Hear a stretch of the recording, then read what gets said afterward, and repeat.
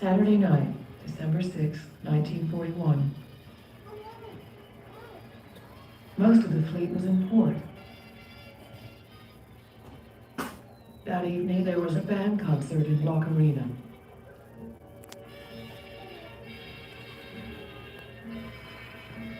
The carriers Enterprise and Lexington were away, delivering aircraft for the defense of Wake Island and Midway. The last night of peace slipped away.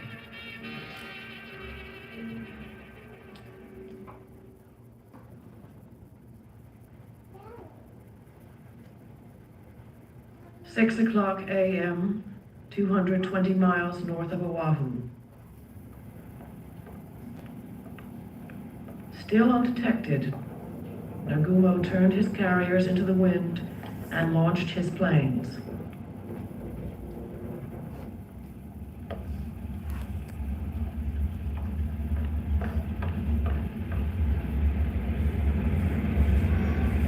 First, the fighters.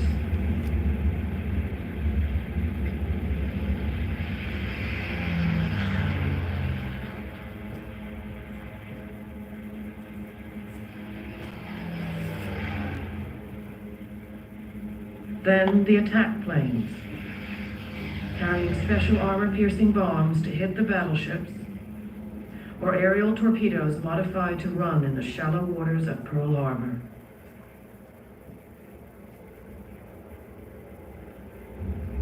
Last, the dive bombers. 183 planes in all. 30 minutes later, a second wave of 167 planes followed.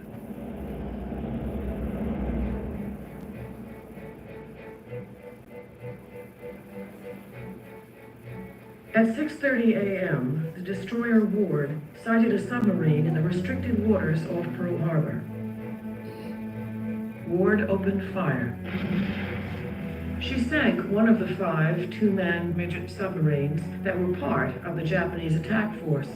Ward radioed Naval Headquarters, "We have attacked, fired upon, and dropped depth charges upon a submarine operating in defensive sea area." Minutes later, the radar installation on the north coast detected a large flight of incoming planes. Its operators notified the information center at Fort Shafter. The officer on duty there assumed that the planes were our own B-17s, due in that day from California. The radar operators were told, "Don't worry about it."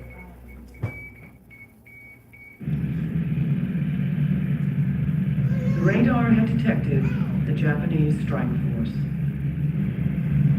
At 7:48 a.m., they hit Kaneohe Bay Naval Air Station.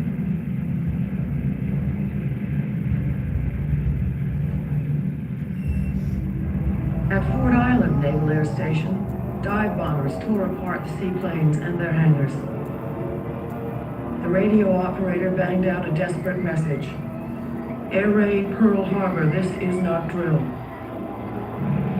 Then, their torpedo planes struck. The cruiser Helena was hit, and the concussion shook apart the old mine layer Oglala. She sank. On the north side of Fort Island, the cruiser Raleigh and the training ship Utah were hit. Utah capsized, taking 58 men with her. Other torpedo planes swung around the harbor entrance and attacked from the south. Their target, the great ships moored along Battleship Road. Within minutes, West Virginia, Oklahoma, and California were all hit and sinking. West Virginia settled on the shallow bottom. Hit by 2 torpedoes, California began to list and would have turned over, but was counterflooded in time. She too sank upright. But Oklahoma rolled over too quickly to be saved. Within minutes, hundreds of seamen were trapped inside. 429 men died with Oklahoma. Arizona, a few minutes after 8.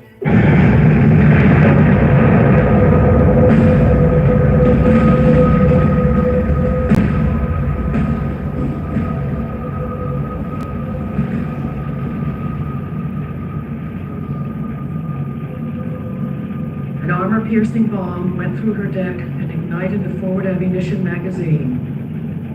Thousands of tons of ammunition exploded.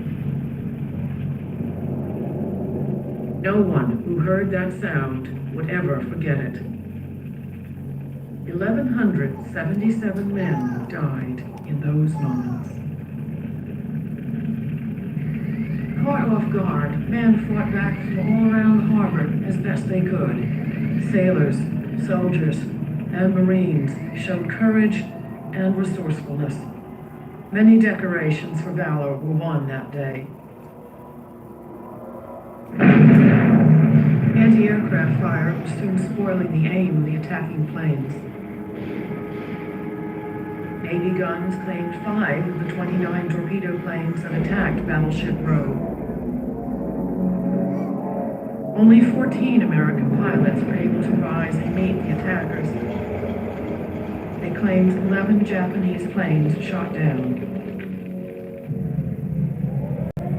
At about 8:50, the second wave of bombers struck. Hickam and Wheeler Fields were hit again. The second wave smashed the destroyers Cassin and Downs and dried out number 1. The destroyer Shaw's ammunition stores exploded. Sailors, thrown off their ships by the force of the explosions, swam through oil burning on the surface of the harbor. Rescue boats dragged them, alive and dead, from the inferno of flame and water. Thick smoke from the burning ships provided some cover from the Japanese planes, but through the smoke, the attackers saw a single American battleship on the move. It was Nevada, badly damaged, but bravely trying to make the open sea. Japanese bombers swarmed down in an effort to sink her and block the channel. When she could go no further, to prevent the great ship from blocking the channel, her commander ran her aground at Hospital Point. At about 10 o'clock, a little more than 2 hours after they had first appeared, the Japanese planes departed to the north. They had inflicted on the United States Navy the greatest disaster in its history. 21 vessels, including all 8 first-line battleships, were sunk or damaged. Some 170 planes, both Army and Navy, destroyed. And the dead, more than 2,400. Another 1,200 wounded. Sailors, airmen, Marines, soldiers, and civilians. The victory was bought for a small price. 29 Japanese planes shot down, 55 airmen killed. 9 of the 10 midget sub-crewmen also died. One was captured to become America's first prisoner of war.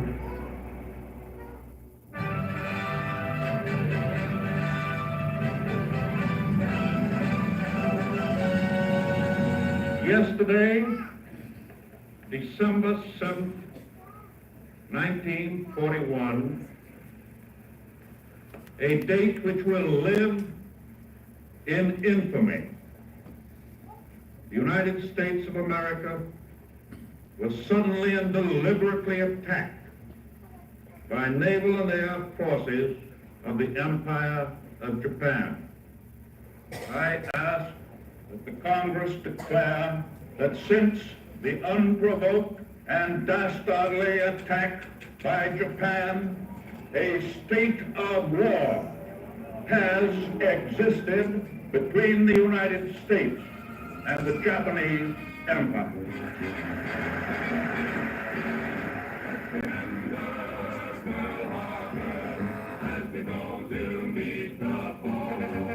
Let's remember The attack on Pearl Harbor did something the Japanese had not counted on.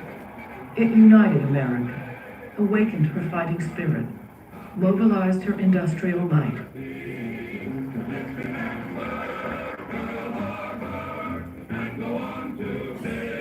At Pearl Harbor, a massive salvage and recovery operation got underway. Almost every ship the Japanese sank was eventually put back into service. But not Oklahoma, not Utah, and not Arizona, left where she lay, a memorial and tomb for the men within. The American aircraft carriers had escaped the Japanese attack. 7 months later, the carriers Yorktown, Enterprise, and Hornet sailed out from Pearl Harbor to ambush the Japanese fleet attempting to capture Midway Island. In the battle, American Navy dive bombers sank 4 of the Japanese carriers that had attacked Pearl Harbor. The tide of war turned at Midway. For 3 more years, Americans fought their way back across the Pacific, taking from Japan the lands she had seized. Millions would die. Millions more, soldiers and civilians, would suffer and sacrifice before the war ended.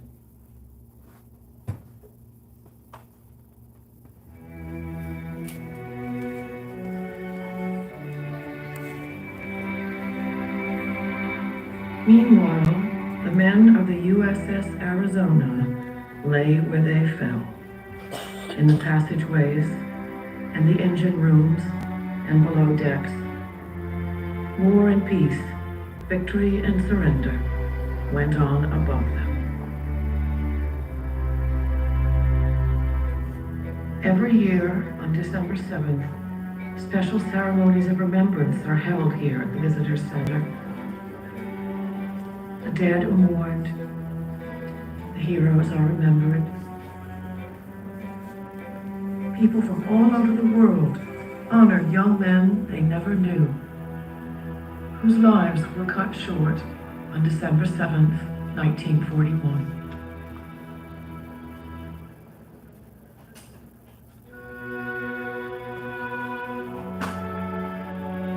How shall we remember them, those who died? Mourn the dead. Remember the battle. Understand the tragedy. Honor the memory. Let our grief for the men of Arizona be for all those whose futures were taken from them on December 7th, 1941. Here, they will never be forgotten.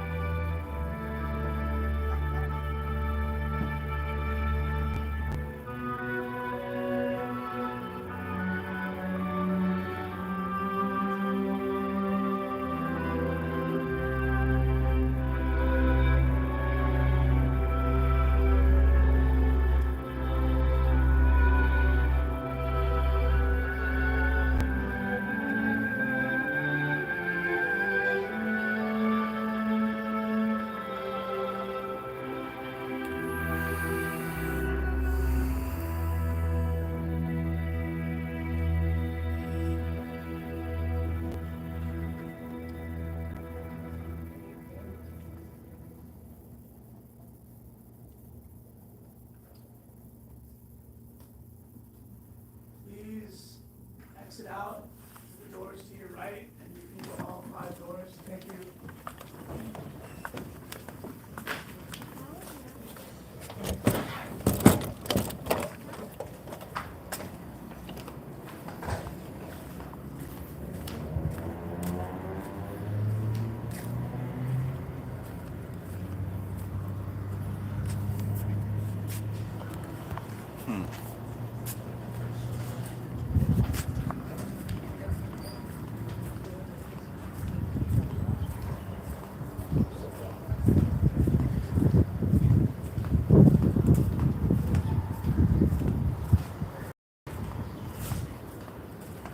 This is Pearl Harbor Memorial. Just been to theater and now I'm gonna board the boat.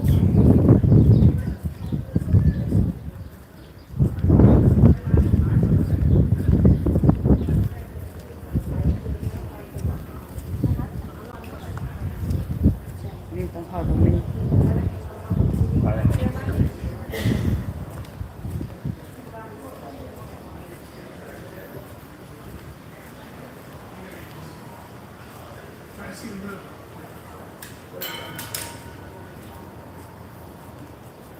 Hey, sir. Yeah, that's for something else. Those are for either the bowfin, battleship, or the aviation. I would like to go on the boat. Okay, go ahead. Just go in there and have a seat. Thank you. Silence your cell phone. Thank you. Thank you. Movie. Trying to see the movie?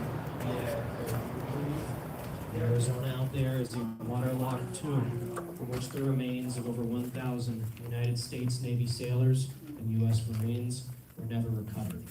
That's what it is. When we talk about the men of the Arizona here every single day, it's an integral part of what we do here. We take it very seriously.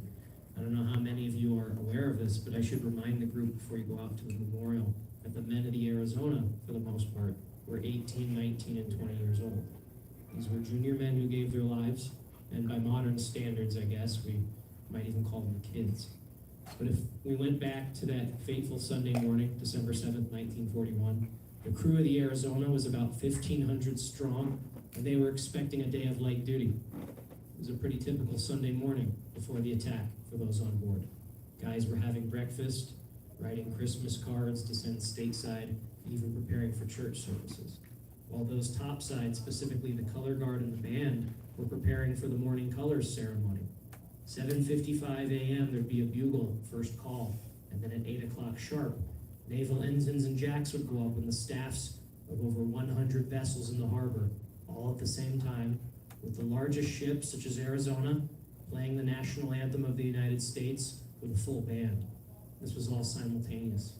So with the number of ships in the harbor, I imagine that must have been quite a sight to see. But as we know, that ceremony was interrupted by the first bombs being dropped by Imperial Japanese Navy warplanes, swarming the skies of Oahu, hitting the airfields, and then coming over here to Pearl to hit their naval targets. Now, the Japanese pilots were very disappointed not to find U.S. carriers here that morning, their primary targets. Carriers were out, so they had to settle for the next best thing in their minds, the U.S. battleships. There were 8 here that morning, 7 of which were moored over here on this side of Ford Island, where you're all about to go, and they were lined up neatly at their moorings in what was known as Battleship Row. That's where Arizona was at mooring F7, and obviously that's where she still is. Well, contrary to popular belief, it wasn't a torpedo that ultimately sank USS Arizona. It was a bomb dropped from high-level bombers at about 8:06 a.m. That bomb, as it was designed to do, would penetrate 4 decks into the ship and it would detonate next to one of the powder handling rooms for the big 14-inch guns adjacent to turret number 2. There was also aircraft fuel up in the bow for the scout plane and over 1 million pounds of munitions for the various gun types in that general vicinity. In the grand scheme of things, the bomb's explosion by itself was pretty small, but it was in just the right location to cause maximum damage. And in less than 10 seconds from detonation, with the starboard then portside magazines going off, superheated gas filled the front half of the ship, and with nowhere else for it to go, it blew out through the bow catastrophically, causing damage that can still be seen on the wreck to this day. And in less than 10 seconds' time, 1,177 of the crew were killed. When you get to the memorial, you're going to see all 1,177 names in the shrine room at the back. It is a hallowed space. You only have about 10 to 12 minutes out there. It's a fleeting thing. But spend a little bit of the time that you have in that shrine room and read their names column by column. It's all alphabetical. And you'll notice there are duplicate last names in every single column. I will tell you all that there were 38 sets of brothers aboard Arizona that morning. 63 of those individuals are up on that wall. There's also a father and a son up there. So while you're out there with your families, I hope that will remind you that this was not just a national tragedy for the United States of America and U.S. Navy, but also at its core, a familial one that had serious repercussions for the families of those men for generations. 80 plus years later now, they're still grieving, and as young as these guys were, many of them left behind little baby boys and girls stateside. They had to grow up and live their lives all those years, having never met their fathers. It's the only place where they could go in that time to pay their respects, and now you have the opportunity to do the same. So when you're out there, quiet voices, as respectful a demeanor as you can muster, and let's try our best to save the messing around on the cell phones for later. We have the whole rest of the day for that. We need to set aside those 10 to 12 minutes you have out there for the men of the Arizona and their families coming here for years. So for the next 25 to 30 minutes, you're not really on vacation. You're here to pay your respects at what is essentially a cemetery, and we do expect you to act that way, all right? The Navy's outside waiting for you all. Those of you in the back couple rows, if you want to go through that open door that Billy Katie opened, go ahead, the ramp will lead you out. Just avoid the stairs. If it's no problem to use the stairs, I'll get these doors for you. We'll make our way down to the front, and the Navy will take over from there.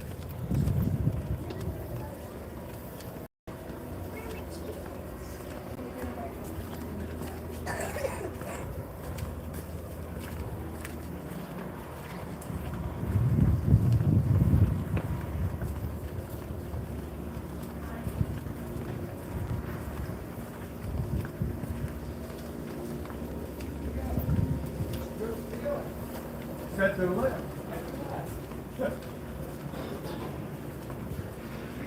How big? How old? The sailors lounge. That's all right.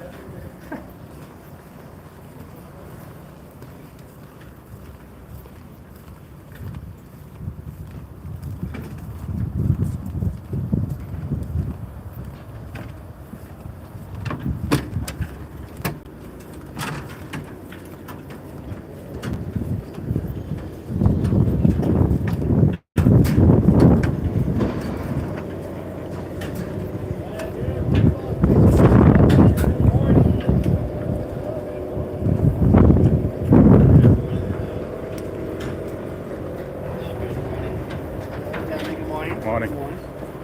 Oh, good morning.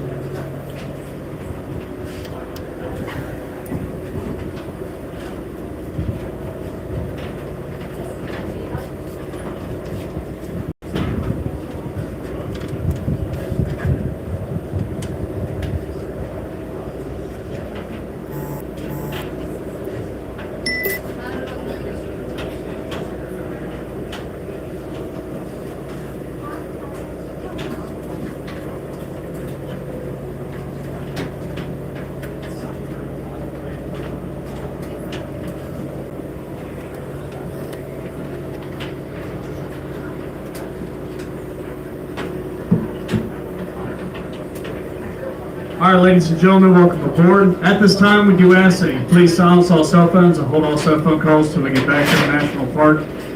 In case of an emergency, life jackets will be underneath your seats. Children's life jackets will be underneath the wheelchair benches in the center. And at all times, I need everyone to remain seated while this boat is in motion. Once everyone finds a seat, we will be getting underway. Thank you.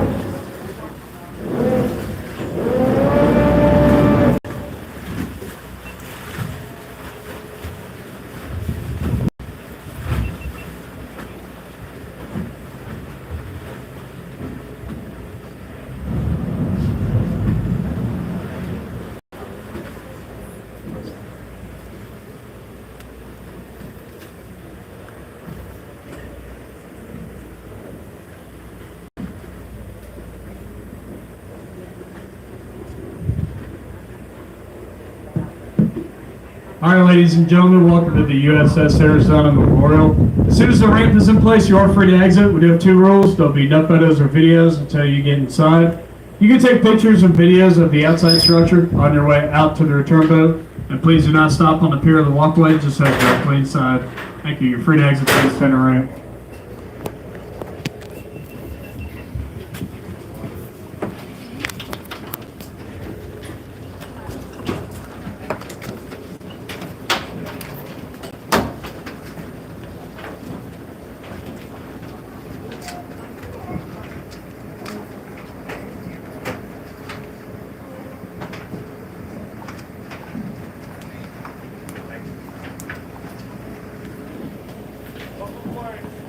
Next video, once you get inside, you can start taking photos. Wait till you get all the way inside.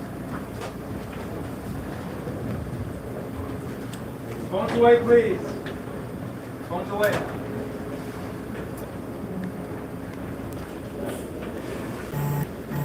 Overboard, folks.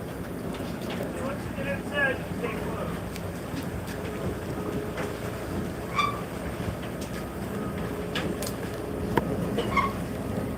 Phones away.